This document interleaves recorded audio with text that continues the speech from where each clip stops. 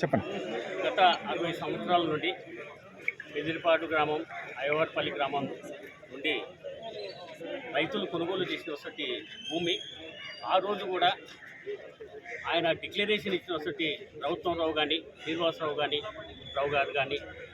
రాజ్యలక్ష్మమ్మ కానీ వీళ్ళందరూ కూడా మా భూములు ఎవరైతే వాళ్ళు దున్నుకుంటున్నారో వాళ్ళవే భూములు అని చెప్పి డిక్లరేషన్ ఇచ్చినటువంటి భూములను కూడా మళ్ళీ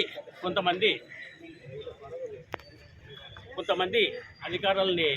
మేనేజ్ చేసుకొని ఒక బ్రోకర్ సలీం అనేటోడు ఈ మద్దూరు మండల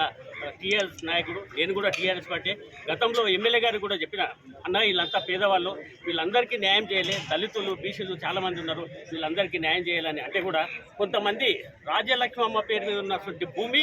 ఈరోజు కమలాబాయి పేరు మీదకి మార్పిడి చేసి ఆ దళితులతోటి 2 లక్షల రూపాయలు తీసుకొని 1 తులం బంగారు తీసుకొని అటువంటి పేద దళితులని ఎంతోమందిని నష్టపోతున్నారు ఈరోజు మా గ్రామం లోపల. అదేవిధంగా అయ్యవారిపల్లిలో కూడా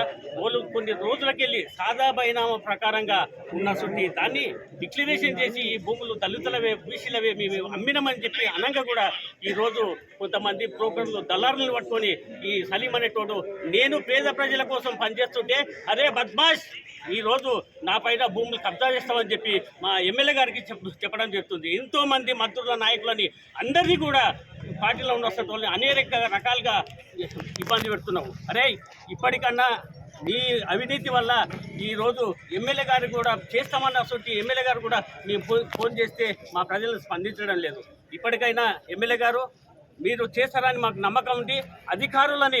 యంత్రాంగాన్ని ఈ సమగ్ర విచారణ జరిపించి నిజంగానే పేదవాళ్ళకు ఉన్న చోటు వాళ్ళకు న్యాయం చేస్తారని చెప్పి ఈ సందర్భంగా నేను కోరుతున్నాను.